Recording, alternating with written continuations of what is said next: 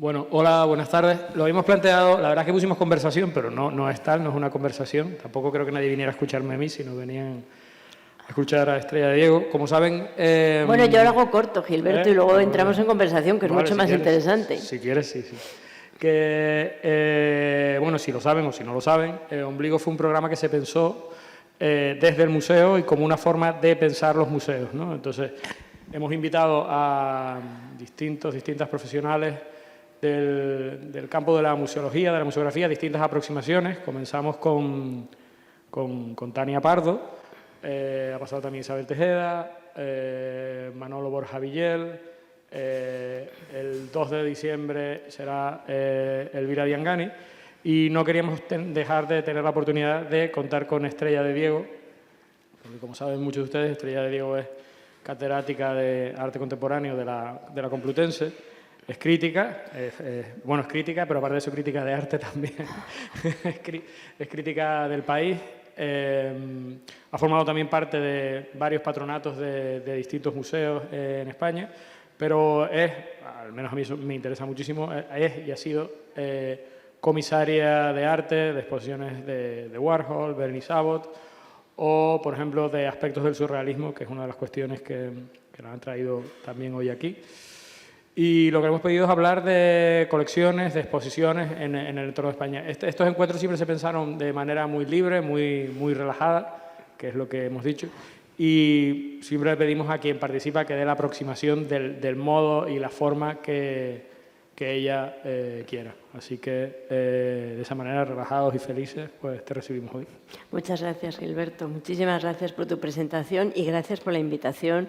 Gracias a todos vosotras, vosotres por acompañarnos esta tarde. La verdad es que yo llevo un día muy intenso en este museo y, naturalmente, bueno, doy las gracias a Rosa, en fin, toda la gente que yo tenía que haber venido antes, pero bueno, la salud me impidió, el COVID persistente que me acompaña non-stop desde hace unos 4 meses, pues hace que mi vida sea muy imprevisible, cosa que tampoco está mal del todo. Entonces, bueno, Gilberto me dijo que hablara de los museos españoles. Y yo se lo decía a un amigo común, digo, no sé exactamente de qué tengo que hablar, así que voy a improvisar unas cosas que he pensado, pues sobre todo a partir de museos de cuyo patronato forma parte, uno de ellos es el Reina Sofía, de cuyo patronato he formado muy brevemente parte, el Museo del Prado, de cuyo patronato he formado muy brevemente parte, que es el Reina, y luego también hablar un poco del MUSAC, que yo creo que es epitómico. Con el MUSAC, junto con Pepe Guirao, estuvimos con Rafa Doctor desde el minuto 1, y creo que es muy epitómico por un problema de los que quiero hablar esta tarde, y es como muchos de los museos de arte contemporáneo tenían edificio antes de tener colección, y otros tenían colección y no tenían edificio. O sea que yo creo que lo que voy a contar aquí es lo obvio, que seguro que mis colegas me han precedido contando cosas mucho más interesantes. Pero bueno, no solamente porque el Prado, evidentemente, es uno de los museos a los que estoy más ligada en este momento, porque, como digo, formo parte de su patronato, de su comisión permanente, un museo que además está en continuo cambio y que también, desde muchos puntos de vista, pues yo creo que no se puede solo hablar de museos de arte contemporáneo. No creo que las colecciones y los museos de arte contemporáneo difieran tanto de los museos clásicos, sobre todo porque, por ejemplo, las colecciones del Prado y del Reina comparten un destino, yo diría que estaba a punto de decir que condenado, pero sí, hasta cierto punto condenado, como vamos a ver. Creo que una de mis colegas que me ha precedido, Gilberto, estuvo hablando precisamente de ese problema. Bueno, como digo, empiezo con esa imagen que seguro que a todos, a todas os suena muchísimo, que es la imagen de la desolación del Museo del Prado cuando las obras tuvieron que marcharse, evidentemente porque estaba Madrid, el último bastión republicano, estaba sitiada y bueno, se quería proteger las obras. Fue una imagen, además, como todas las imágenes, muy plurisignificante, porque en un momento determinado, cuando de repente entró el Ejército Nacional en la ciudad, pues dijo que así estaba el museo, que lo habían vaciado, que lo habían diezmado. En fin, el poder de las imágenes y cómo podemos leerlas en cualquier caso, como queramos, y creo que eso también desde muchos puntos de vista es aplicable a las colecciones. Como digo, Gilberto me pidió que hablara de las colecciones de los museos españoles. Yo dije, bueno, le comentaba a un amigo común, de pronto vi que no sabía por dónde empezar. Y la verdad es que cuando uno no sabe por dónde empezar, pues intenta siempre buscar como unos recovecos para empezar el relato desde cualquier parte. Siempre dice el doctor Lacan, que sabe Gilberto que yo le tengo en mucha estima, que sin pérdida no hay relato. Y creo que probablemente las colecciones españoles, de los museos españoles, son un tema que nos fascina a todos porque tenemos que estar todo el rato hablando de vacíos. Tenemos que estar todo el rato hablando de huecos que intentamos llenar, que los directores de las instituciones, los curadores de las instituciones, los conservadores intentan llenar todo el tiempo. Algunas son muy tardías, como todo el mundo sabemos. España tarda mucho en entrar al arte contemporáneo. Y yo creo que básicamente, cuando yo el otro día estaba pensando, creo que hemos hecho lo que hemos podido, pero que lo que hemos podido no está nada mal. O sea, que dónde estamos ahora y dónde estábamos en los 80, no digo tampoco hace 200 años, pues creo que lo que hemos hecho podemos estar bastante contentos. Hemos avanzado desde muchos puntos de vista. No sé si también son cosas esas de la COVID que me da a mí por ponerme positiva. No lo creo. Entonces, bueno, yo creo que por eso el Prado va a ser un poco mi hilo conductor. También porque cuando en un momento determinado se quiere proteger las piezas, muchas de las piezas se llevan al Museo del Prado, como vamos a ver. Y una de las piezas que se lleva del Museo del Museo de Ciencias Naturales es un elefante. Entonces, ese elefante en la habitación, que es esa frase inglesa, ¿no? The elephant in the room, pues podríamos decir que desde muchos puntos de vista conforma lo que es ese tema del cual hablamos y no hablamos y que tiene mucho que ver con la propia historia cultural de este país. Historia cultural que además compartimos, desgraciada o afortunadamente, todos nosotros. Entonces decidí que emprender este camino, que me iba a llevar por la propia historia de los museos y sus colecciones en nuestro país, me dijo, es muy relajado, con lo cual, pues si divago un poco, me tenéis que perdonar todos vosotros. Porque claro, si los museos no son nada sin las colecciones, por eso yo he empezado diciendo que había un momento tan loco que de repente se estaban construyendo museos de arte contemporáneo que no tenían una colección. El MUSAC desde ese punto de vista es un poco distinto porque el destino lo quiso, si no hubiera sido otro museo más. Como tardaron en hacer el edificio, nosotros íbamos haciendo acopio de ir comprando cosas muy baratas todas y en tiempo real, por eso eran baratas, y íbamos haciendo acopio. Y luego, mientras tanto, el casón estaba en un edificio, en la colección del siglo XIX del Prado estaba en el casón que se caía literalmente a pedazos. Entonces, por eso digo que los museos no son nada sin las colecciones. Y las colecciones probablemente tampoco son tanto sin los museos. Yo estaba esta mañana trabajando con Isidro en los almacenes, que por cierto no está, me ha dicho que no puede venir, pero quiero darle las gracias públicamente, igual que a Gilberto, por el tiempo que me han dedicado para un proyecto que tengo entre manos, y estaba pensando en esa labor de orfebrería que había hecho el TEA para ir llenando los huecos, para ir reconstruyendo la historia. El TEA y otros muchos museos, o algunos museos en España. O sea, yo decía, bueno, yo pensaba ingenuamente que todo esto venía dado precisamente porque, bueno, quiero decir que el único lugar que Breton, el padre del surrealismo, decidió visitar, y yo iba a decir casi se rebajó a visitar en nuestro país, fue precisamente Tenerife. Entonces yo pensaba que todo, que va, se ha ido reconstruyendo la historia y eso me parece también epitómico de cómo los museos en este país se han tenido que poner al día con sus colecciones. Por eso digo que muy bien hecho, o sea que bueno, que hemos llegado, teniendo en cuenta de dónde partíamos, para mí hemos llegado bastante lejos. Luego seguro que podemos hablar un poco también con vosotros y con Gilberto sobre el tema, ¿no?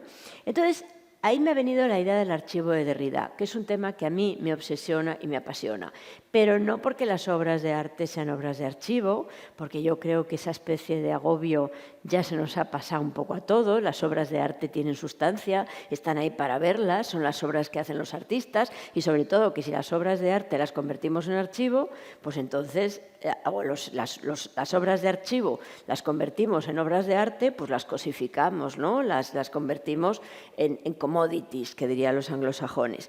Entonces, como digo, a mí me interesa esa idea del archivo de Derrida, permitiéndome un poco una licencia poética, porque las colecciones, sean cuales sean, tienen siempre una idea de archivo, del archivo en cada momento.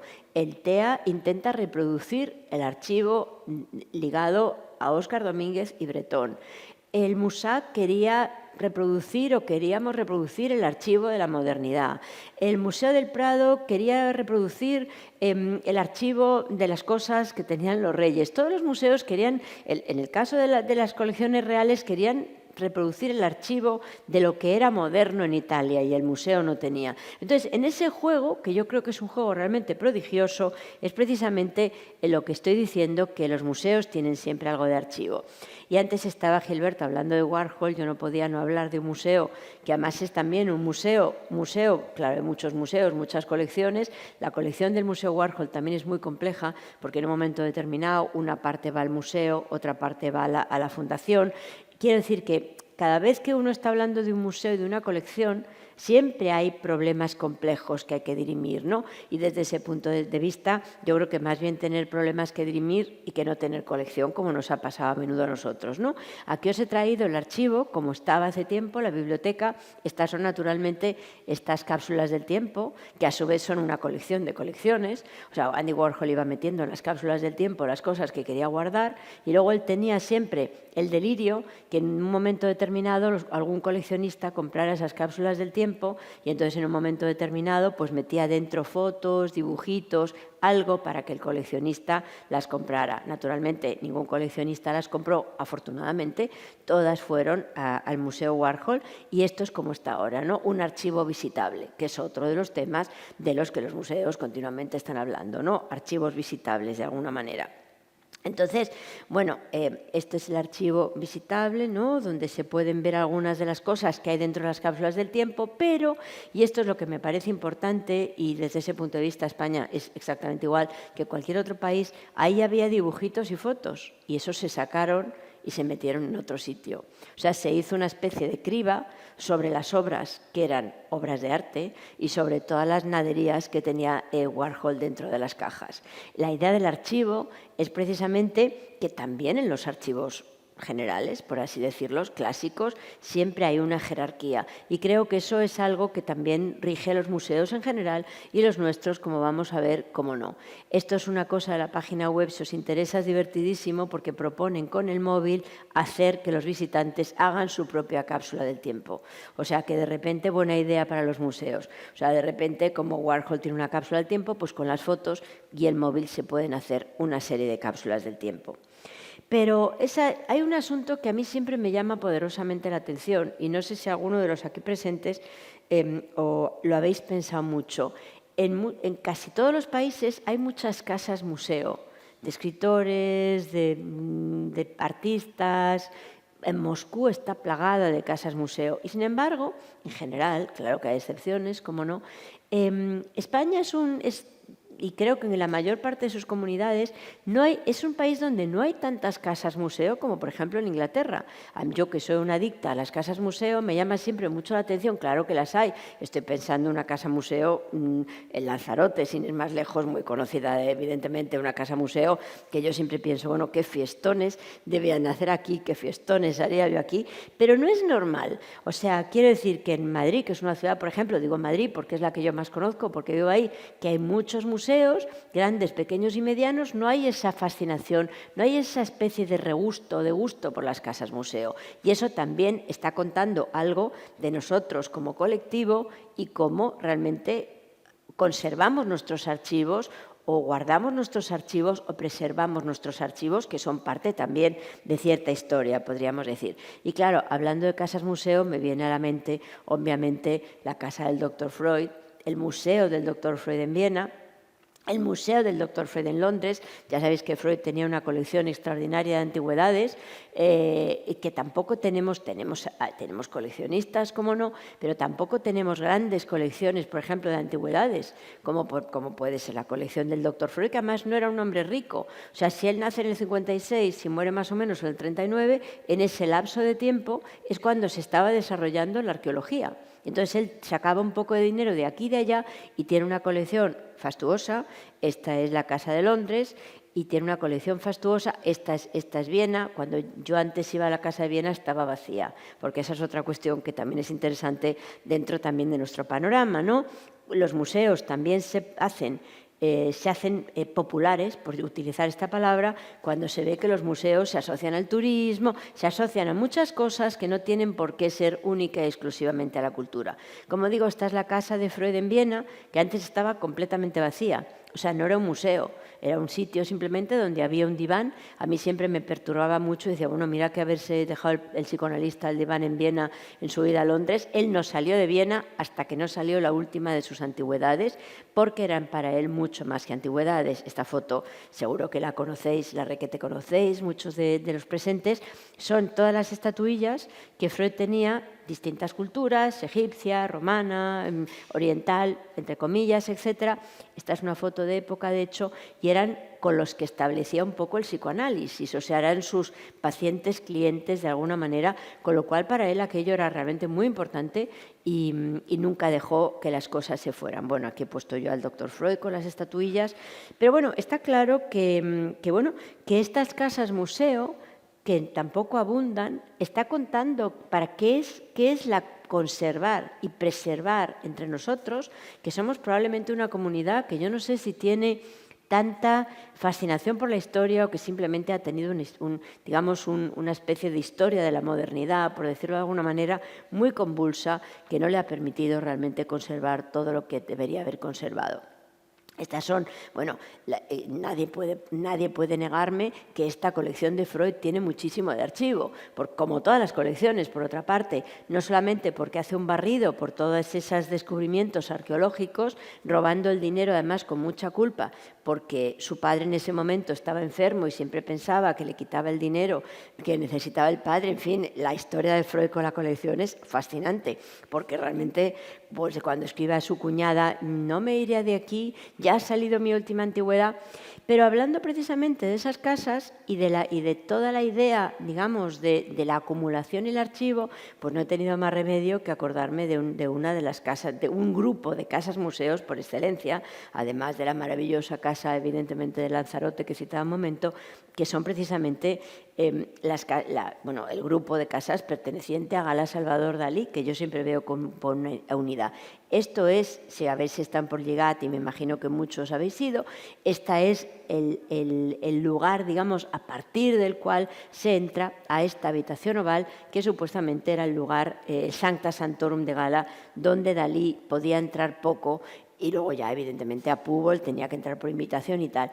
Pero este grupo de 3 casas, que yo siempre digo, Púbol, Casa de Gala, Figueres, naturalmente, Casa de Dalí, y luego esta casa común, también es algo raro. O sea, no es algo muy habitual. Ojalá fuera tan habitual como Moscú, que si no está Chejov, está no sé, todos los grandes poetas, todo el mundo tiene una casa en Moscú y aquí no ocurre tanto.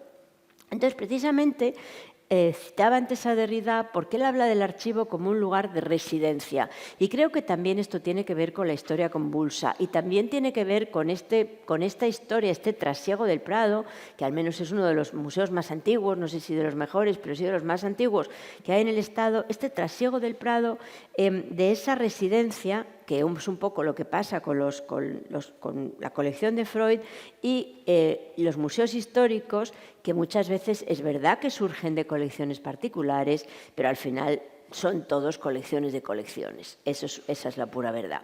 Entonces, desde el Prado, que antes yo estaba citando, ¿no?, el Museo del Prado, fue la reapertura del Prado después de la pandemia, que fueron súper radicales. Empezaron con Van der Weyden y enfrente tenían a los italianos. Creo que ha sido la mejor exposición que ha hecho el Museo del Prado nunca, dejando que sus colecciones se polucionaran, dejando que las colecciones hablen, que las colecciones se vuelvan locas, y fue realmente extraordinaria. Y luego, el Museo de Bellas Artes de Bilbao, que creo que es hasta cierto punto, mutatis mutandis, parecido al TEA, porque es una colección de colecciones que se van de alguna forma encontrando su lugar ahí, ¿no? Y que, como digo, son colecciones compuestas en muchos casos por legados, donaciones de patronos, benefactores, sociedad civil, etcétera, y es un museo también muy característico y enciclopédico, un pequeño museo enciclopédico que, evidentemente, por hablar de 2 ejemplos muy diferentes, ¿no?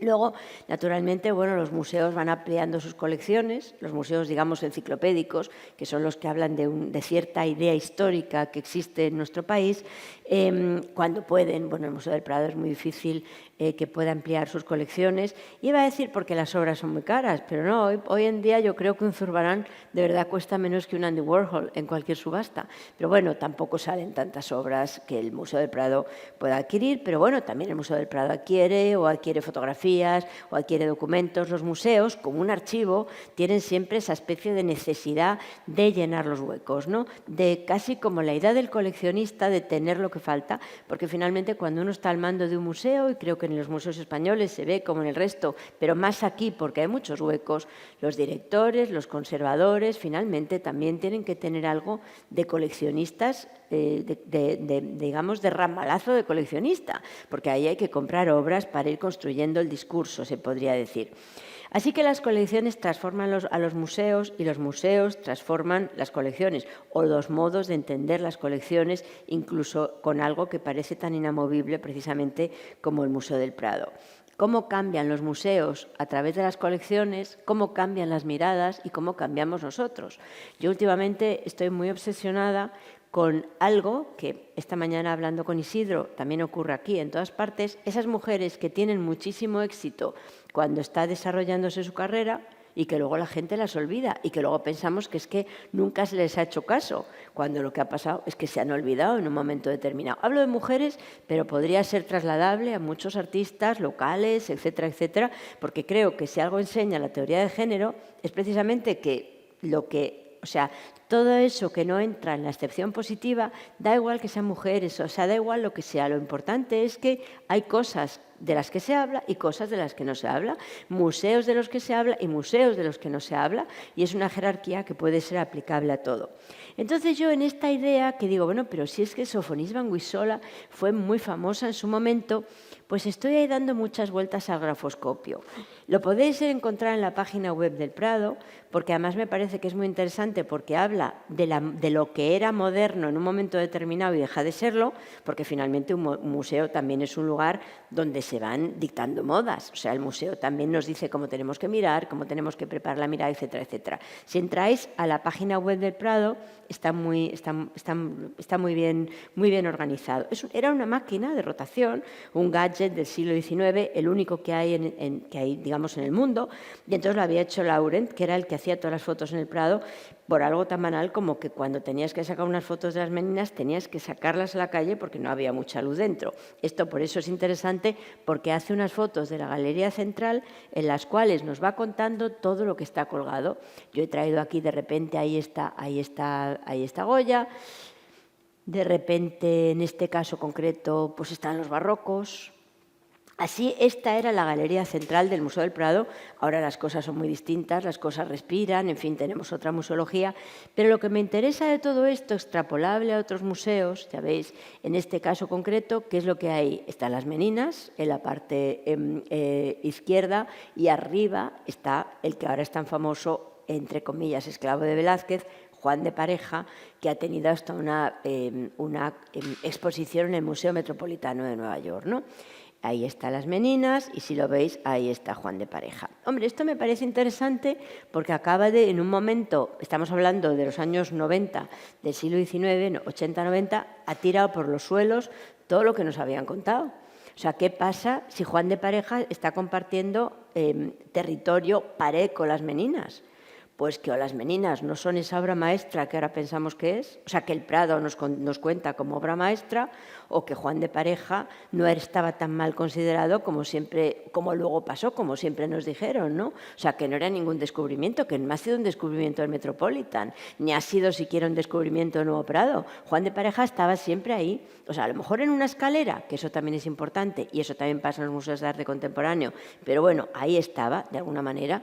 Entonces, cuando ahora todo el mundo, vía la negritud, etcétera, etcétera, vuelve los ojos hacia Juan de Pareja, quizás otra vez estamos dando una lectura que, si vamos a ver cómo se leía en un museo, cae por su peso. Nos damos cuenta que a lo mejor el cuadro sí era importante, o sí se tenía en cuenta, o sí tenía un significado dentro de un contexto específico, ¿no? En este grafoscopio que, como digo, a mí me tiene completamente fascinada, porque creo que, bueno, insisto, es un gadget del XIX. Ya sabéis que el siglo XIX, evidentemente, tenía miles de gadgets visuales porque estaba esperando ya que llegara el cine. Bueno, el cine estaba a punto de llegar casi con el grafoscopio rotatorio y entonces iba pasando la galería central y así la gente también desde muchos puntos de vista se entretenía. Es lo mismo que cuando tenemos un biombo o bueno, yo qué sé, o los cuadros de, no sé, de cualquiera, por ejemplo, todas esas cuadros que cierran los cofres del Bosco, se abrían y la gente se ponía a contar historias sobre lo que veía. Pues aquí lo mismo.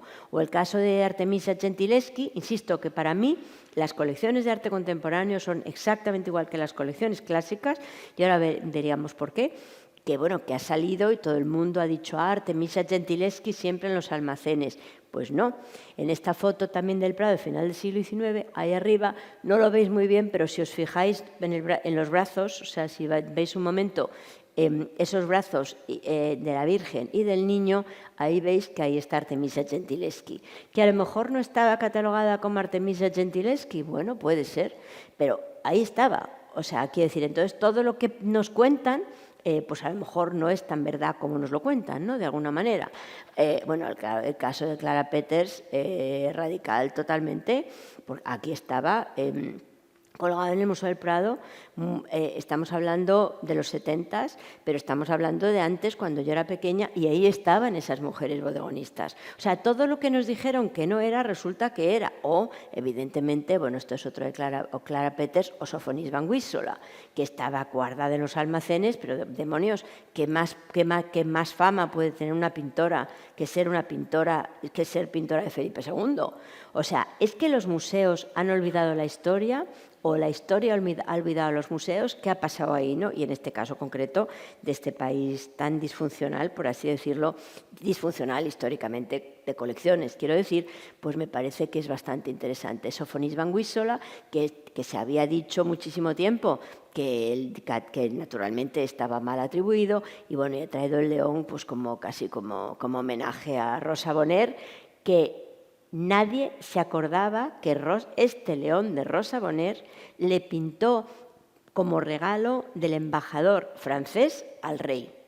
O sea, quiero decir, eso es lo que, por eso se llama el Cid, se lo trajo al rey y dijo, mire, luego eso nos deja claro que cuando había que hacer un buen regalo se llamaba Rosa Bonheur. Entonces, que no creamos que es que hemos descubierto la pólvora, porque no. La pólvora estaba ahí, lo que es que no la habíamos visto. Y veréis por qué estoy contando todo esto a propósito de las colecciones. Bueno, aquí tenemos esto que ha dado la vuelta al mundo y que ha sido motivo de polémica. Ya sabéis que Invitadas empezaba con este cuadro que no se pudo restaurar, que supuestamente era de una mujer que venía del Reina Sofía y que el Prado hizo mal en no comprobarlo, sí. Que el Reina hizo muy mal diciendo que le importaban mucho los cuadros de mujeres en tener esto mal catalogado, pues también. Entonces, esto me parece que desde muchos puntos de vista crea justamente ese territorio intermedio que, al contrario de decir qué horror, qué metedura de pata, no. Creo que es un punto fascinante para empezar a hablar de toda esa disfuncionalidad, de cómo las cosas funcionan, museos clásicos, contemporáneos, me da lo mismo, y que tienen que ver con no dar nada por hecho, sobre todo, ¿no? No pensar que las cosas son como creemos que son, sino que si vamos rascando un poco, probablemente las cosas son un poco distintas, como se vio con el Guernica y esta nueva, pues, perdón, es que me ha engañado al inconsciente, porque evidentemente este cuadro alucinante de la artista afroamericana no tiene que ver, Ringgold no tiene nada que ver con las señoritas, sino con el Guernica, es lo que ella ve básicamente, esto es lo que ella ve. Pero bueno, este es el premio de consolación, el MoMA se queda sin el Guernica viene a España, ahora vamos a verlo dentro de un momento, y entonces este es su premio de consolación, aunque en fin, tiene poco que ver con las de Moiselle. Además es un cuadro bastante raro dentro del contexto, porque ella en realidad se está dedicando a hacer otras cosas, podríamos decir, ¿no? Quedaos con esta imagen de la gente viendo las personas en el MoMA, viendo a las señoritas, aunque insisto, esto es más bien lo que ella en un momento determinado estaba viendo, ¿no?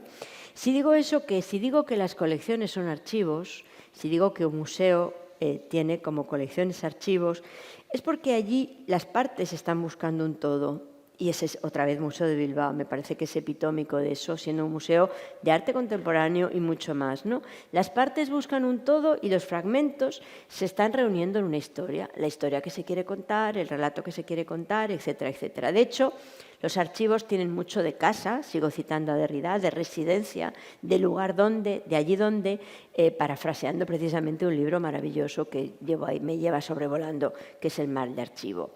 Este texto clásico, que me parece que es muy explicativo para cuestiones que tienen que ver con el propio recorrido de nuestras colecciones, en este texto se preguntaba con una lucidez implacable muy tempranamente, a mitad de los años 90 del 20, sobre el nuevo papel de los archivos que yo he querido esta tarde extender a las colecciones. Artistas, además, muy a menudo que trabajan sobre archivos en España, fuera de España, en los últimos años, y que me parece que están dando un poco vueltas algunas de estas cuestiones, ¿no?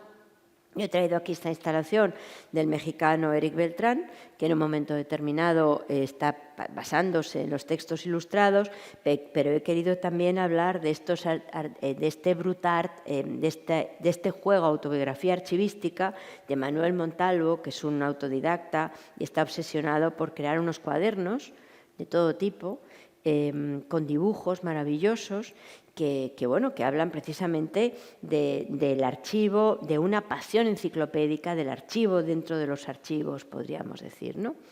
Esta fascinación que, como digo, comparten muchos artistas extranjeros y españoles, etcétera. O'Grady, la idea de los archivos.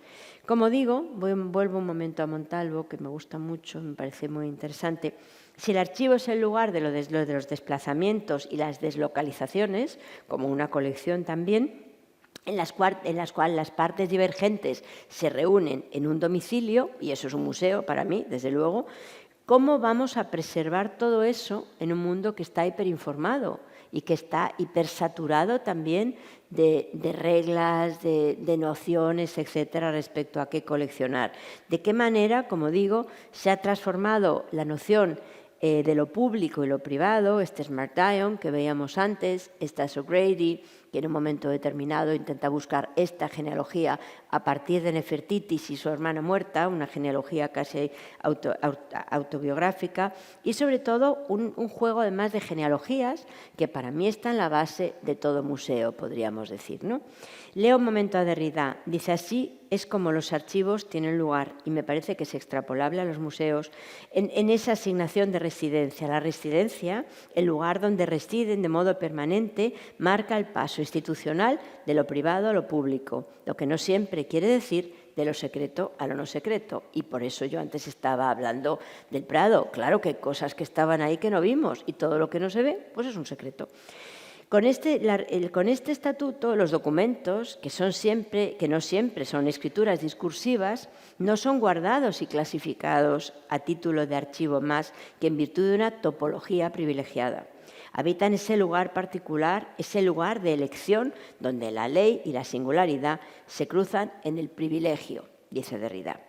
Es el cruce de lo topológico y lo nomológico, del lugar y de la ley, del soporte y de la autoridad. Una escena de domiciliación que se hace a la vez visible e invisible. Hasta aquí la cita, y yo creo que muy claramente relacionada con los museos, ¿no? El archivo es, por tanto, reflexiona Derrida, no solo ese territorio hasta cierto punto paradójico, como las colecciones, ley, orden, conocimiento, secreto, autoridad, etcétera, etcétera, sino algo que también es propio de los museos, ¿no? Que él habla de una operación de privilegio, y eso es lo que es un museo. Cuando una colección, por eso estoy hablando de Juan Montalvo, cuando Juan Montalvo es simplemente un artista que no se consigue saber dónde está, luego todo eso pasa a un museo y cambia completamente de estatuto, de estatus, o como queramos llamarlo, ¿no?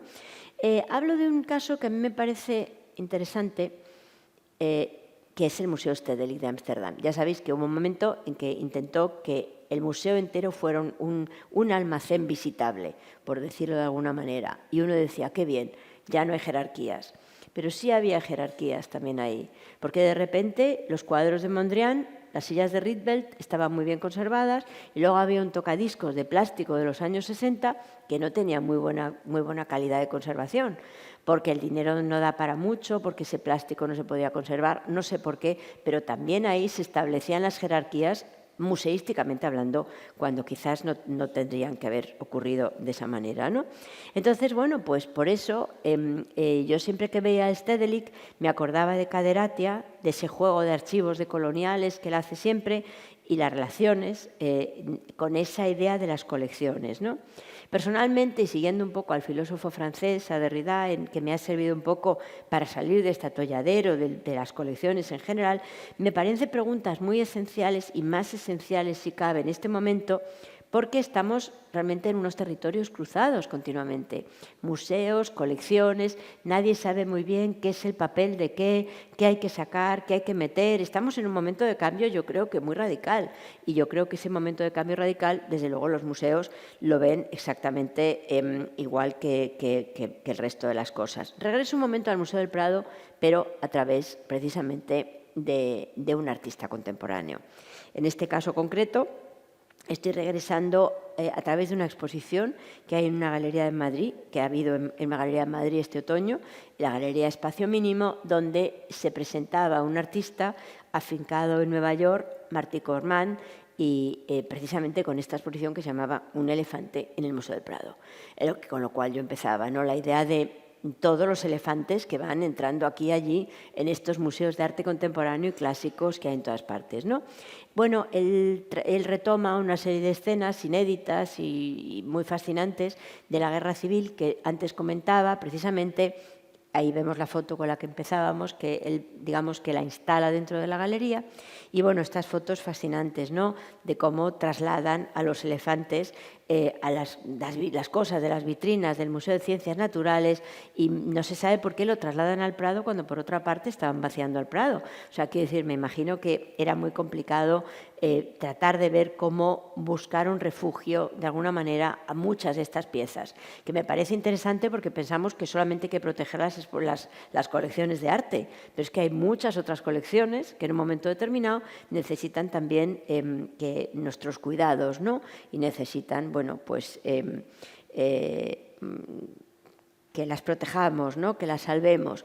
Bueno, este elefante me parece completamente epitómico de muchas cosas, ¿no? Intentar salvar esto, intentar salvar algo que ahora ni siquiera sería políticamente correcto. O sea, ¿qué hace un elefante, hablando de cómo las cosas cambian, ¿no?, qué hace un elefante ahí en un museo de ciencias naturales? Bueno, me voy un momento a Goya con este elefante, no puedo remediar, digamos, esa relación de los elefantes y los elefantes en Goya. Bueno, estas son las imágenes muy conocidas de cómo se empaquetaba todo eso, cómo trataba de salir todo eso del Museo del Prado y se quedaba así vacío y volvía a quedarse así, con este elefante en la habitación, ¿no?, que dicen los anglosajones, esa verdad evidente, esa idea de vacío, que yo decía antes, lo que pasa inadvertido, esa idea de vacío evidente, pues que tiene que ver con nuestras propias ideas o con las propias ideas de las colecciones. Él además habla de que hay temas del pasado que no están bien resueltos y creo que eso también puede tener que ver con las colecciones. Esos temas del pasado que no se resolvieron bien y que salen a la luz en el presente y que para ser inevitablemente discutidos o no, pero él dice que están ahí y que siempre están ahí, ¿no?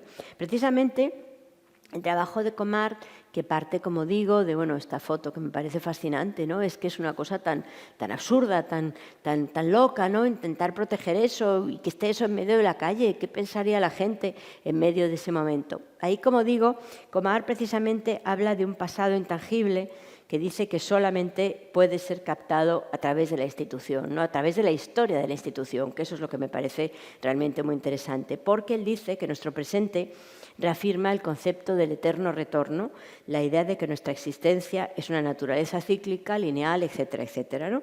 Entonces, por eso me parece que todas estas imágenes son un poco un producto de cierta temporalidad que tiene mucho que ver con la propia historia de nuestras colecciones, ¿no?, de la historia de nuestras colecciones.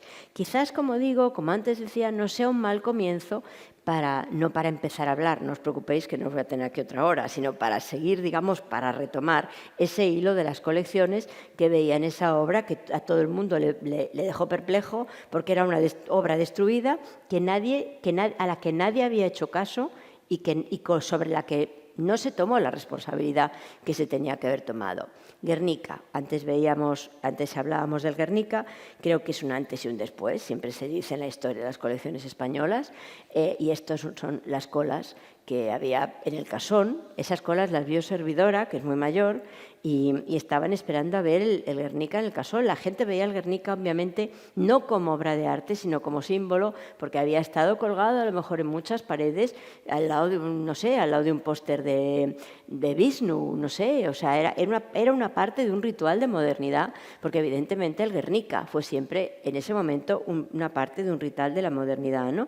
El elefante en la habitación. Lo ha sido, espero que ya no, pero fue desde luego un enorme elefante en la habitación. De hecho, mirad qué fotos fascinantes se guardan en el Reina de cómo el Guernica fue siendo colocado, ¿no? Toda la gente cuidadosamente colocando el Guernica. Ya veis que yo estoy ahí obsesionada cómo se construye la historia de los lugares a partir de la historia de los museos, por así decirlo, ¿no? Estas son unas fotos que tiene el Reina. Y que bueno, que ahí están, ya por fin están todos mirando, ya está todo más o menos colocado, qué bien, qué bien. Y yo siempre que lo veo me acuerdo de esta otra secuencialidad al revés, de la de Dora Maar, cómo va tomando fotos, de repente, cómo va tomando fotos de las fases del Guernica antes del Guernica. Entonces, a mí me parece que en las colecciones de los museos, en ese Guernica lo contextualizamos solo cuando en un momento determinado vemos cuántos Guernicas ha habido en las propias historias de las colecciones. Esta imagen, que no es un trucaje, que cuando tú ibas a ver el Guernica había unos guardias civiles delante y una especie de escudo protector para que nadie atacara al Guernica cuando estaba en el Casón. O sea, quiero decir que si tú unes todo, pues entonces te encuentras ese eterno retorno, te encuentras, bueno, muchas de las cuestiones, ¿no? Luego que si tiene que ir a no sé dónde, que si tiene que ir a no sé qué, y estos chistes a propósito del Guernica, pues que en ese momento fueron muy famosos. Por fin el Guernica va al Reina, y el Guernica, una temporada en el Reina, tenía también una especie de valla, ¿no? O sea, para que la gente no traspasara esa valla, hasta que ya por fin, bueno, el Guernica desapareció la valla y ahora ya hasta se pueden hacer fotos. Este era el Guernica en el MoMA, así estaba colocado en el MoMA en su momento, y bueno, muy diferente evidentemente de cómo estaba colocado en ese momento, ¿no? Territorios de nadie. Eso me parece que es lo que ha caracterizado buena parte de esas colecciones, no solamente en esa división entre la colección del Reina y la colección del Museo del Prado, que creo que habló ampliamente mi colega y no me voy a poner a hablar de ella. Evidentemente ahí yo en ese momento, es que las ventajas de ser muy vieja es que ha estado uno en muchas partes, o sea, eso sin duda. Entonces yo era entonces directora de museos y ahí nos sentamos todos, los implicados, y bueno, el nacimiento de Picasso, pero en realidad, ¿qué es lo que quería el Reina? ¿Qué es lo que quería el Reina? ¿Y qué es lo que quería fundamentalmente el Reina? Y le daba igual al Prado. ¿Quién se quedaba con Picasso? ¿Y quién se quedaba con ese futuro icono que era el Guernica? O sea, quiere decir que en esa negociación pues se quedó este artista, o esta artista, o este artiste. Vamos a llamarle este artiste, porque yo no sé si es un hombre o una mujer o qué es a día de hoy. Entonces yo creo que en toda esta historia, bueno, esto lo he puesto en homenaje, porque como no pude verla, pues al menos como homenaje. En toda esta historia pues aparecen esos principios que yo creo que con estos mimbres, ¿cómo íbamos a estar hablando de los museos de arte contemporáneo? Si teníamos tal follón en los museos clásicos, si teníamos huecos, o sea, ¿cómo es posible que en España no haya más Picassos? En el Museo de Picasso de Barcelona hay muchos Picassos, pero, por ejemplo, toda la época cubista está en el Prado, pero depositada por Telefónica en una colección que se hace posteriormente.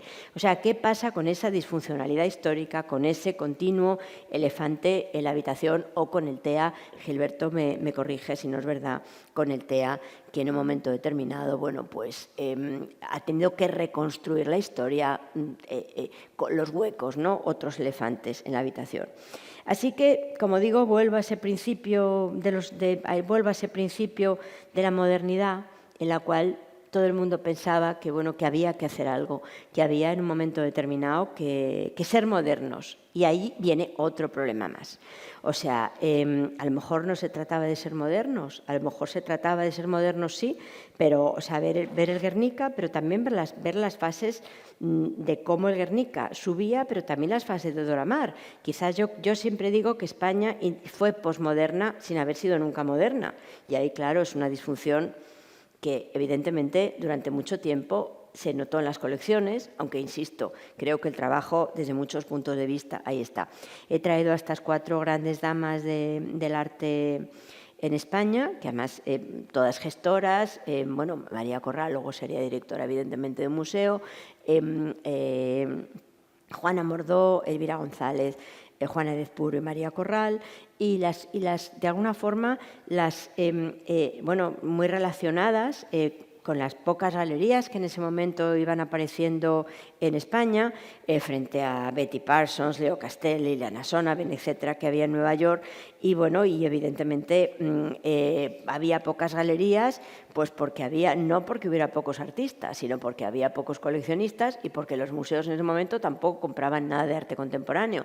Es cierto, hasta cierto punto es verdad, porque evidentemente el formalismo sí se mandó mucho como parte, digamos, de una política, casi diría yo, de blanqueo, Tapies, Saura, etcétera, etcétera, pero desde muchos puntos de vista tampoco hubo una política sostenida de museos. ¿Por qué? Porque no había museos que pudieran hacer esa política sostenida. O sea que por eso no hay colecciones sin museos, no hay museos sin colecciones, ¿no? Bueno, he traído esta foto de Jacqueline Lambert porque me parece maravillosa y, bueno, y naturalmente porque tiene mucho que ver con Eduardo Westerdahl, con el TEA, con la historia de Canarias, etcétera, etcétera.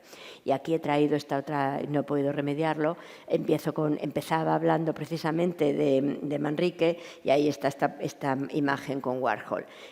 Claro que había artistas interesantes, Zag, por ejemplo, ¿no? Esta es Esther Ferrer, pero en fin, está también Juan Hidalgo, artistas muy interesantes que tenían que buscar lugares alternativos para hacer sus performances. No podían hacer las performances, al menos en Madrid, que es la ciudad que yo conozco, no podían hacer las performances en unos lugares públicos. O sea, tenían siempre que andar buscando el Instituto Alemán, en fin, esos reductos, en una ciudad que les permitían, pues en un momento determinado, expresarse.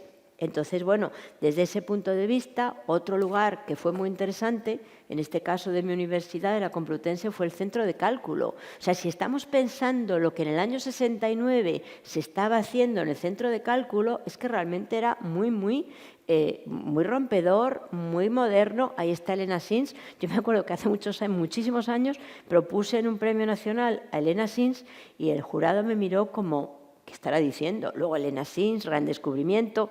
Todo estaba ahí, pero no lo habíamos visto. Entonces, la pregunta que yo siempre me hago, ¿no lo habíamos visto porque no estaba en los museos? Porque los museos en realidad también ejercen un papel de mediación para que el público vea, sepa lo que tiene que mirar y lo vea. Esto es una pregunta que lanzo. Como digo, evidentemente, este centro de cálculo, bueno, Juan Navarro Valdebé, cuando en un momento determinado era un artista conceptual, que ahora es más pintor aparte de arquitecto, y bueno, en el centro de cálculo, evidentemente, pues estaba gente como Luis de Pablo, Tomás Halfter, Tomás Marco. O sea, realmente era algo que era un poco como el Black Mountain College, con perdón, pero bueno, pasó desapercibido. Durante muchos años toda la gente se fue buscando su lugar en otros lugares y ya está, ¿no? O sea, y no pasó nada. Ahora se está reivindicando, pero no es que no pasara, es que no se vio. Por eso estaba yo contando todo eso antes de lo que estaba y no se veía, etcétera, etcétera. Y insisto, y esa es la pregunta que a lo mejor puede ser el lugar para la conversación posterior. A lo mejor no se vio porque no había dónde verlo, porque era todo clandestino, podríamos decir, ¿no? Aquí está Garel, que en el Espacio P de Madrid, también otro canario, por cierto, Pedro Garel, que trabajaba en espacios alternativos. En los años 80, el Espacio P, ¿quiénes iban al Espacio P? Íbamos 4 personas. O sea, es que ese es el problema. O sea, no había ningún sitio público grande donde la gente pudiera enterarse de todo eso que estaba pasando a un nivel completamente europeo. Yo he visto unas performances que podía haberlas visto, lo que digo, en Black Mountain College. Así que todas estas cosas están pasando en los años 80, y realmente ahí no hay un museo de arte contemporáneo todavía, ¿no? No hay un museo de arte contemporáneo pues, que tenga, digamos, como proyecto de Estado, por así decirlo, ¿no? Y como proyecto no de Estado tampoco. De hecho, el famoso Museo de Arte Español Contemporáneo se crea en 1968 como un proyecto de Estado, pero evidentemente era un proyecto en el que había 19, o sea, era un proyecto que no era contemporáneo, como podríamos llamar, entre otras cosas, porque no había colecciones de arte contemporáneo, porque todos los artistas cuando digo artistas más contemporáneos, estoy hablando del pobre Picasso, que en ese momento ya era un señor súper mayor, y en el año 68 un pintor completamente obsoleto, digamos, como vanguardia, entendedme lo que digo. Entonces, bueno, como digo, el museo se crea a final del 68, y se unifica el arte moderno y el arte contemporáneo, prefiero una contemporaneidad bastante rancia, y entonces se pone en el Museo de la Biblioteca Nacional, y en el año 71 los fondos se llevan forman una parte al Museo del Prado del Casón, que yo antes decía estuvo cerrado y no se expuso, y luego en la ciudad universitaria se construye ese museo, que hoy es el Museo del Traje, donde yo cuando era estudiante iba a estudiar porque había una biblioteca fantástica, nunca había nadie y no tenías que pelearte por los libros, y que se hace precisamente como un edificio de nueva planta para albergar todo eso. ¿Qué pasó con ese museo? ¿Por qué fracasó estrepitosamente y era yo la única que estaba en la... Bueno, yo y mis amigas estábamos en la biblioteca. ¿Qué pasó si ahí tenía un público que podía haber sido un público fiel y más que fiel, podía haber sido un público preso, estudiantes, o sea, que había una buena cafetería, una buena biblioteca? ¿Qué pasó? Pues también otra gran pregunta, ¿no? Yo antes decía, cuando Picasso está haciendo todo eso, pintor y modelo, pues es que está haciendo esto Warhol, no ya solo Pollock, sino Warhol, evidentemente, ¿no? Van llegando los nuevos, bueno, como digo, Picasso era un señor ya completamente obsoleto, me acuerdo que de Picasso estaban estos 3 cuadros, que luego pasaron al Reina, pero eso era lo más moderno que había, y estamos hablando de los años 70. Entonces, en un momento determinado, las cosas intentan ir cambiando, llega la democracia, insisto, intentan ir cambiando, porque yo no tengo tan claro que las cosas realmente cambiarán, porque faltaba todavía una especie de buque insignia, etcétera, etcétera, ¿no? Fue llegando, esto es Carlos Alcolea, fueron llegando pues, los nuevos artistas, y se fueron también, digamos, entendiendo, o sea, por una parte los pintores figurativos, pero luego también había como una especie de más receptividad hacia todos esos artistas conceptuales que no obstante tardaron mucho en entrar en acción. O sea, si estamos pensando lo que tarda en Esther Ferrer, Juan Hidalgo, o sea, de repente es una especie de amnesia, o sea, yo creo que hay como una especie de amnesia, y con amnesia es muy difícil coleccionar, porque hay que ser como Freud, por eso empezaba, que va uniendo cosa a cosa, ¿no? Así que, bueno, los 80 a todo el mundo, con la joven democracia, le da porque hay que ser moderno, hay que hacer museos de arte contemporáneo. Muy bien, me parece fenomenal. Pero muchas veces, como digo, pues no había colecciones que meter dentro. O sea, se hacían unos edificios alucinantes y no había que meter, y afortunadamente, por eso yo antes decía, se han ido cerrando un poco los gaps. Pero si veis, el CAM, el MACBA, el IBAM, el CAC de Sevilla, el CEGAC, son grandes proyectos, ¿cómo se dice? Son grandes proyectos museísticos contemporáneos, y muchos de ellos, pues bueno, poco a poco se iban llenando, pero tampoco tenían un poco de colecciones de aquí a allá, pero no había una colección realmente tampoco contundente. El propio Reina Sofía se coge una parte de la colección del MEAC, o sea, el Museo de Arte Español Contemporáneo, luego se coge una parte del Prado a la cual no hace caso, luego de repente, o sea, también el propio Reina Sofía en sus inicios, cuando se queda ahí donde había estado antes el Centro Nacional de Exposiciones, en donde la parte, digamos, el viejo Reina, también era un museo pues muy cojo, donde no había prácticamente tantas cosas, ¿no? Entonces, bueno, poco a poco era una especie de idea de llenar los huecos. Si pensamos por un momento en la colección Thyssen, cuando la colección Thyssen se compra, pues también es una idea de llenar los huecos, o sea, para que haya algo que sea no ya lo rabiosamente contemporáneo, sino que haya un Pollock, o que haya un Warhol, o que haya esa modernidad en la cual en España realmente, cuando digo modernidad, digo los 60, los 70, 50, 70, de la cual realmente hay muchos huecos internacionales, y luego los que no debían de ser huecos, que eran los artistas locales, pues tampoco se los consideró tanto como yo creo que se les debía haber considerado.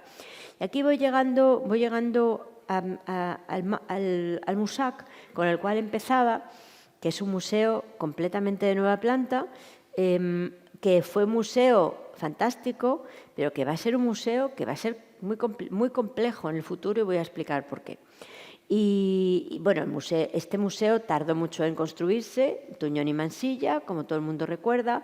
Ahí estaba al mando Rafa Doctor, que era un tipo muy dinámico, y ahí puso a la gente también a pensar y a trabajar. Y además me acuerdo que la primera exposición era que todos los niños hicieran unos dibujos y se colgaron en las paredes del museo. O sea, porque también otro problema que me parece importante es cómo recibía un lugar, o sea, unos lugares donde no había habido nunca una tradición de un arte contemporáneo, porque no había habido museos. ¿Qué le pasa al público si cae de repente una nave espacial con arte súper contemporáneo? A lo mejor nadie entendía nada. Entonces también había como que fidelizar. De eso sabe mucho Tania, porque yo creo que eso pasó, evidentemente, seguro que os lo contó. Eso pasó en Móstoles, que es otro ejemplo para mí, junto con el MUSAC, extraordinario de cómo crear, digamos, fidelidad por parte del público local, que no es nada sencillo. Entonces, bueno, la colección del MUSAC, afortunadamente, como digo, estaba bastante hecha cuando el MUSAC se inicia, pero por pura chiripa, porque las obras seguramente tardaron más. Y entonces era una colección que íbamos comprando y comprábamos muy barato, o sea, pero 2.000 euros, 1.000 euros, o sea, obras que yo creo que ahora es una colección muy contundente. Y eso, claro, es la idea básica de que aunque yo ahora mismo fuera directora de un museo y tuviera todo el oro del mundo, pues a lo mejor no podía comprar un buen Matisse, porque nadie lo vende.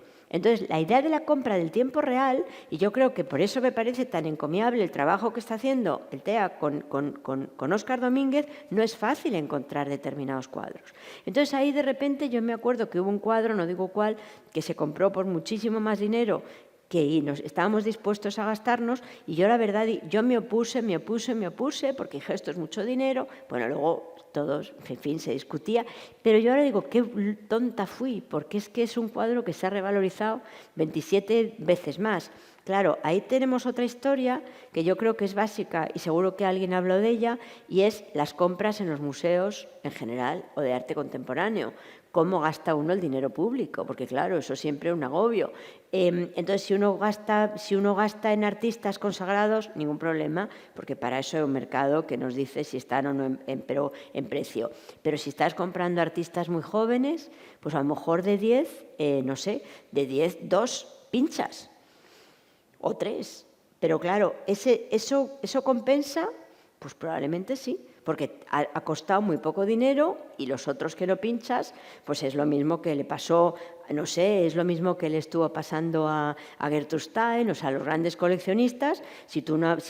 Cuando apuestas te puedes equivocar, pero desde luego si no apuestas, y creo que ese ha sido el problema fundamental de las colecciones de arte contemporáneo en España, como no había apuesta, no había colecciones, etcétera, etcétera, pues a poco se podría realmente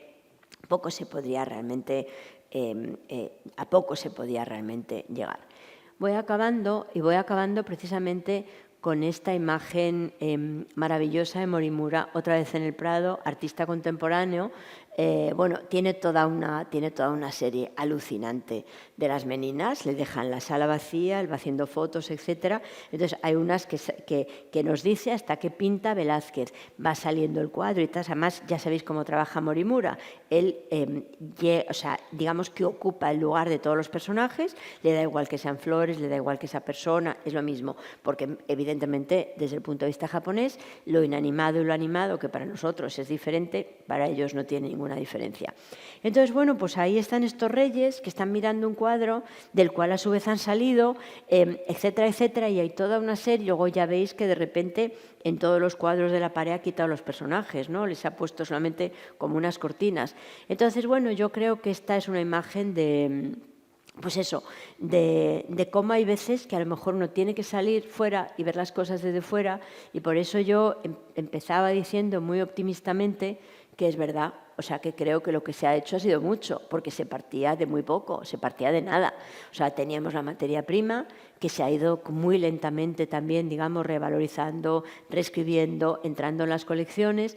Y bueno, nunca tuvimos este MASPI, nunca tuvimos las colecciones del MASPI tampoco, nunca tuvimos a Lina Bo Bardi, nunca tuvimos esa idea, digamos, radical de mostrar las cosas de otra manera, pero como antes decía, bueno, no tuvimos la idea radical, pero tampoco tuvimos esas colecciones históricas. Así que yo creo que, bueno, el lugar al que hemos llegado, y no ha sido fácil, creo que Gilberto estará conmigo, pues yo creo que no lo hemos, para donde veníamos, yo diría que no lo hemos hecho mal del todo. Muchas gracias.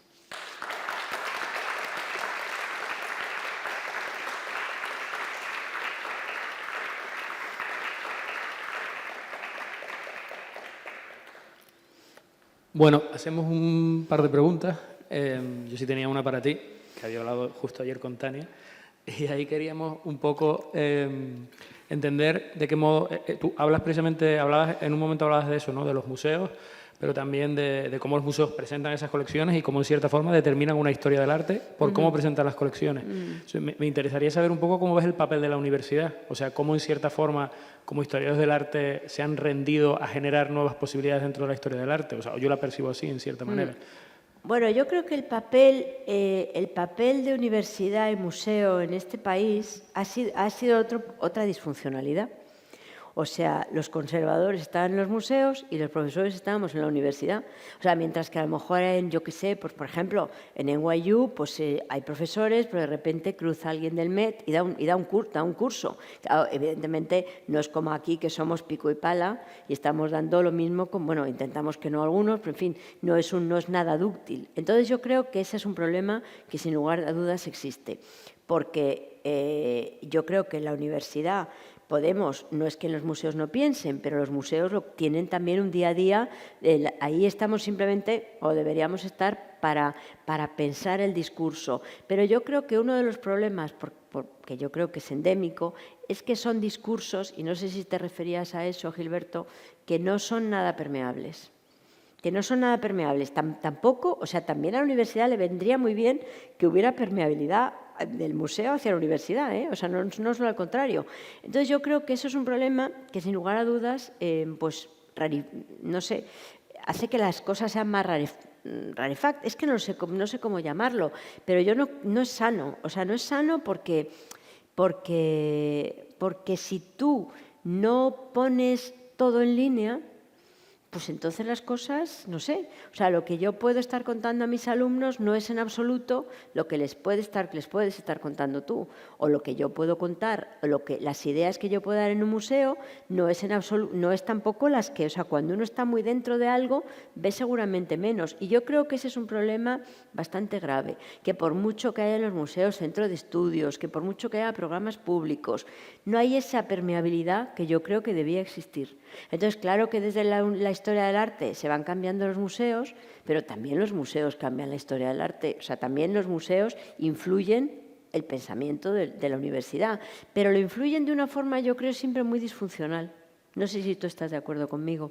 Sí, yo lo percibo como una relación totalmente disfuncional. Creo que, en cierta forma, los museos han ocupado ese espacio con personas concretas que diría como excepciones, pero que los museos han ocupado el espacio de hacer historia del arte o de generar esa permeabilidad con los públicos que la universidad ha perdido totalmente. Y luego también las propias dinámicas de la universidad hacen muy difícil a veces incorporar a la universidad a la dinámica del museo y la universidad, por supuesto, está totalmente cerrada a cualquier otra cosa que no sea de eso. No, y sobre todo hay una cosa que me parece que es interesante, y es que durante mucho tiempo en la universidad, al menos en la mía, había un programa de doctorado.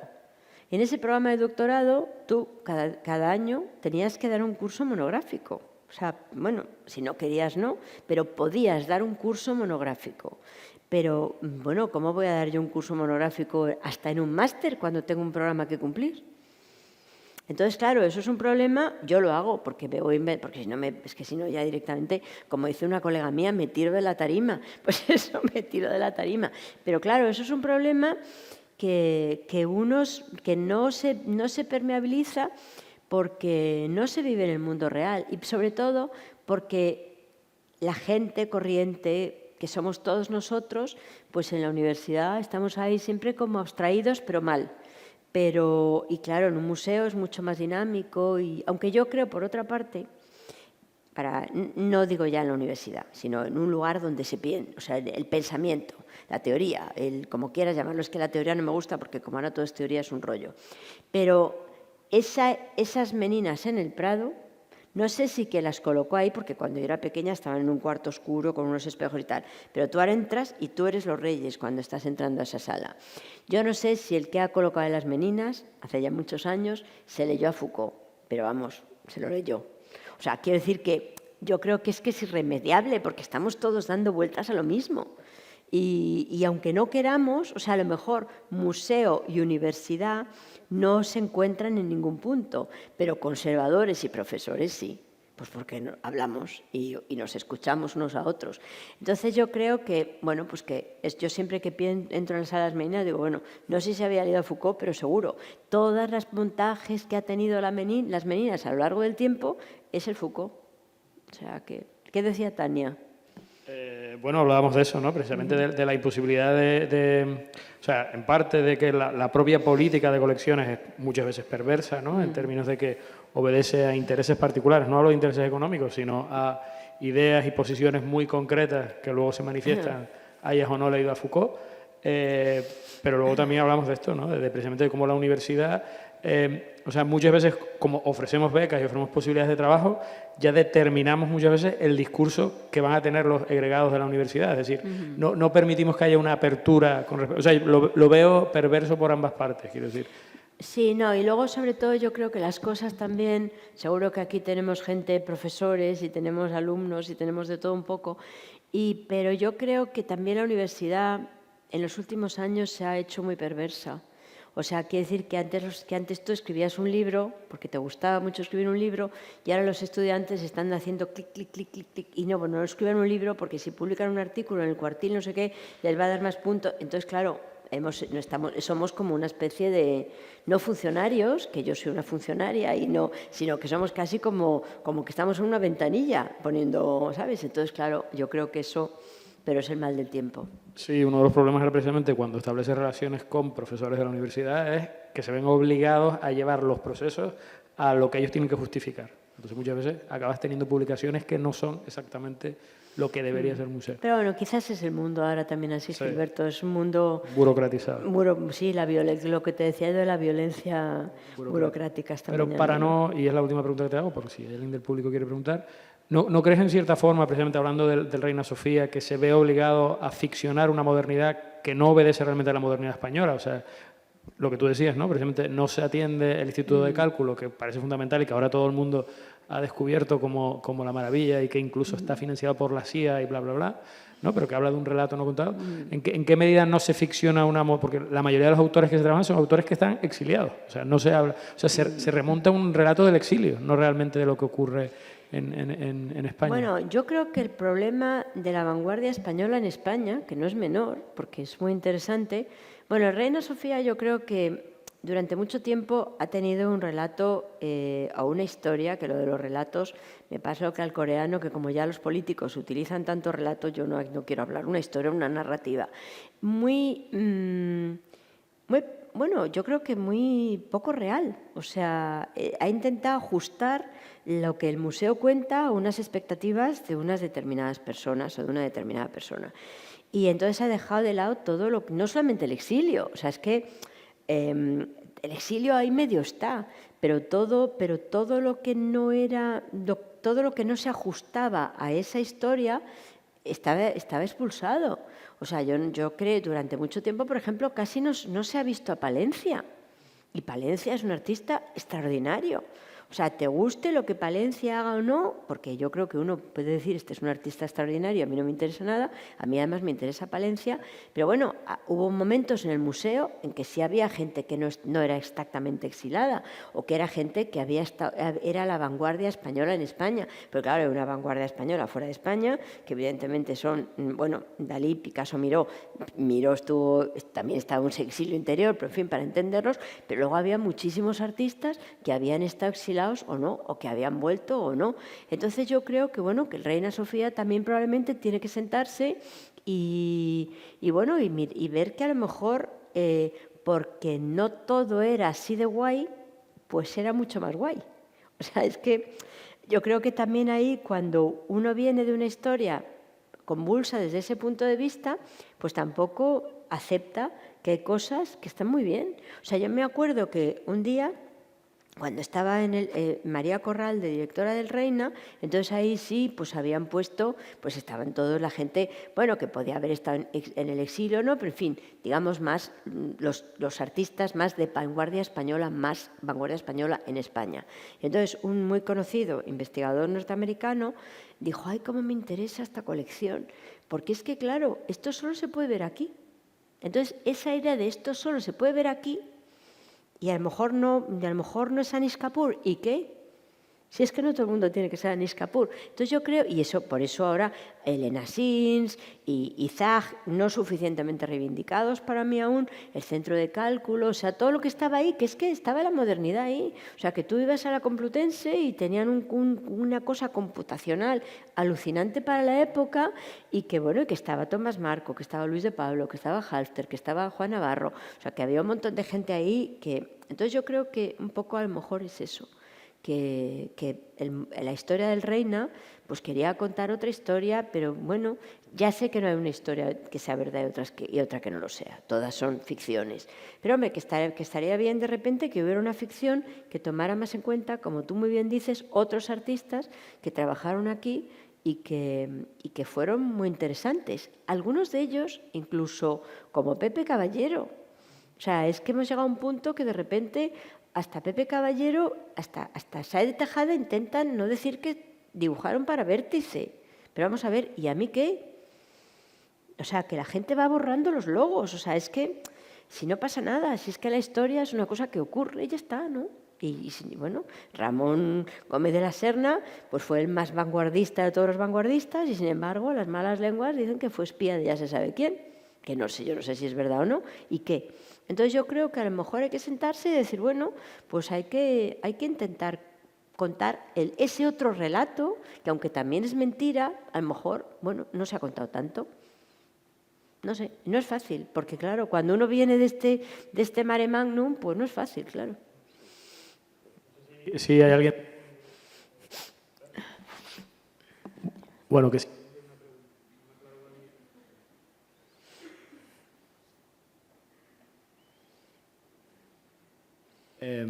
Bueno, yo igual sí tengo alguna otra pregunta. Y estaba viendo, por ejemplo, que hablabas o sea, ¿cuál es si pudieras entrar un poquito más en la perspectiva de la propia colección del Musac también, ¿no? Porque precisamente el Musac ficciona también, en cierta forma, como otro momento, en un territorio que no tiene nada que ver con el arte contemporáneo, ¿no? Que es León. O sea, yo ahora que también estoy trabajando con la colección del Musac, o sea, que es precisamente como es como abrirse a una... Es como que no nos vuelva a pasar lo mismo, ¿no? En cierta forma es como abrirse a esa... Sí, no, era la idea del Musac, que es, bueno, teníamos dinero, pero no mucho dinero. Y entonces la idea es que yo creo que todos teníamos muy claro, bueno, quiero decir que había un equipo súper joven, estaba Tania, estaba Rafa, estaba Agus, y luego estábamos los mayores, que en ese momento no éramos ni tanto, no estábamos como, ¿cómo se dice?, estos protectores, que éramos Pepe Guirao y yo misma, que éramos los más mayores, y tampoco tanto en ese momento. Entonces era la idea de vamos a intentar comprar cosas que no sean caras, a eso te refieres, ¿no? Y que no nos pille otra vez el toro una vez más, y que si nos equivocamos, pues en fin, nos estamos equivocando por poco dinero. Y la verdad es que luego, vista en perspectiva, bueno, y queríamos comprar Latinoamérica, y queríamos comprar Asia, y queríamos comprar España, que también compramos muchas cosas de España, intentando producir obras de artistas y que luego se quedaran en la colección.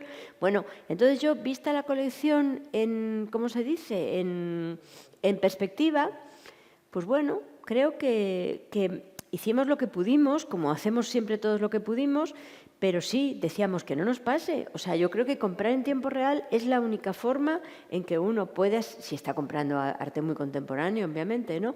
Que es la única forma en que uno puede asegurarse de que no está gastando mal el dinero, y ahí de verdad teníamos mucho cuidado, obviamente, porque siempre tiene uno mucho cuidado, pero si estás comprando arte de gente súper joven, ahí tienes que tener cuidado, porque claro, yo que sé lo que va a pasar, ¿no? Sí, pero hay un relato generacional muy potente ahí. Quiero decir que para mí es como fundamental para artistas de los 90, el 2000, que de hecho ahora que vuelvo como a esa colección constantemente, era como gente que tenía olvidada. Es curioso porque ha pasado 10 años y es como volverme a reencontrar con gente que ahora ya no me da ningún reparo volver a utilizar. Y si hay algo como de que los museos nos llevamos mal con o sea, nos llevamos bien con una proyección de futuro y con una proyección de pasado, pero mal con el presente. Sí, pero ahí decíamos, eso era una cosa mucho de Rafa, ¿no? Que él decía, no vamos a hablar de arte contemporáneo, sino de arte del presente. Y era rigurosamente del presente. Y que es un poco, yo creo también, lo que hasta cierto punto, o sea, el cambio, digamos, y que claro, ahí empezamos ya también a decir, vale, pero ¿y quiénes son los padres? O sea, ya al final, digamos, de mi etapa, yo me quedé un ratito más cuando se quedó Agus, pero luego ya me fui porque yo creo que ya había hecho mi trabajo y ya está, ¿no? Entonces, ahí empezábamos a pensar en las genealogías, que es otro tema que es muy tímido en el MUSAC, pero hay un poco de genealogía, muy tímido aún porque no nos dio tiempo a rematar, pero bueno, ¿y estos de quién derivan? Que es lo que está trabajando mucho, evidentemente, el K2M, ¿no? Con la colección, las genealogías, que también, pues claro, te olvidas, yo qué sé, de Paz Muro, de todo ese tipo de personajes que son la genealogía de muchas cosas que luego irían a pasar, ¿no? Y sobre todo lo que tiene el MUSAC, que es un arte muy contemporáneo, evidentemente, pero, o sea, muy, muy del presente, que diría Rafa, pero bueno, yo creo que tiene los problemas de que no hay genealogía, pero tampoco teníamos en ese momento mucho dinero para la genealogía, ni teníamos mucho interés, porque luego la genealogía también ha resultado que podía ser barata, ¿no? ¿Que querías decir algo, Gervasio? Perdona. No, que revisitándola ahora sí que empiezo a entender a esos artistas como una genealogía que influye ahora. Quiero decir que sí hay una genealogía, que para mí sí hay como toda una constelación cuando veo los trabajos, y porque muchos de ellos son de mi edad, o sea, ahora sí hay un relato generacional, Sí. No un relato generacional de generación, sino de artistas y de formas de entender un momento y un lugar. Sí. O sea que sí creo que sí es una buena colección, con sus fallas, que la tiene como todas, Claro, como con todas, su vacío. sí. Creo que es la que mejor atiende Latinoamérica en un momento concreto. Sí, o sea, ahí teníamos a Octavio, que era nuestro... Y bueno, voy a contar el secreto. El cuadro que yo me resistía a comprar era un Judy Meretú, que era muy caro en ese momento y que ahora debe valer 90 veces más. Yo, no, este cuadro es muy caro, este cuadro es muy caro. Judy Meretú ya tenían bastante nombre. Además, una cosa que hicimos es que compramos gente que no tenía nada de nombre. Ahora mucha gente, toda la gente lo tiene. Pero yo me acuerdo que en aquel cuadro de Judy Meretú, que por otra parte es un cuadro espléndido, como tú recuerdas, y yo ahí me resistía. Y pensando en estas cosas de cómo gasta uno el dinero público, cuánto se equivoca, cuánto margen tiene para equivocarse, etcétera, yo pensaba, anda, que si me hubiera empeñado en que eso no se compraba, bueno, al final era una decisión evidentemente corporativa y ya está, ¿no? Colegiada. Pero yo digo, mira, eso fue una buena compra, digamos, a nivel puramente de colección, ¿no? Pero bueno, sí, la verdad es que es muy, bueno, es siempre un reto intentar, pues como por ejemplo, no he hablado de Artium y del patio herreriano, que son otros ejemplos muy, muy interesantes también. El patio herreriano, colección de colecciones también de varias empresas, que los empresarios se reunían, entonces estaba María Jesús Abad, y entonces se reunía el comité, los empresarios y tal, y también hicieron una colección muy interesante, en este caso de una vanguardia, de una colección de vanguardia también muy interesante, ¿no? Como Artium. O sea que bueno, es que por eso digo que desde donde venimos, de verdad que no lo hemos hecho tan mal. Yo creo que, bueno, hombre, uno no puede tener una colección como la del MoMA, que además yo la primera vez que fui al MoMA dije, bueno, esta colección del MoMA es alucinante, esto es como, todo lo que está en mi libro. Y luego dije, bueno, a veces que está en mi libro porque está en el MoMA, y últimamente pienso que, bueno, que está en mi libro porque son todas obras de muchísima envergadura, ¿no? Pero claro, el MoMA lleva dando vueltas a esto mucho tiempo y ha comprado todo cuando podía comprarlo. Bueno, y ha impuesto un discurso también, quiero decir, eso está ahí. Un discurso que, fíjate, ahora que lo relee, por eso he puesto precisamente este diálogo, yo creo que no lo veo, o sea, ahora que se está releyendo este nuevo Mama, yo no lo veo. Bueno, que Estados Unidos cuesta verlo ahora. No sé, bueno, pues, muchas gracias. No, gracias a vosotros y a ti, próxima. Gilberto, muchísimas gracias. Hasta pronto, gracias. Hasta luego.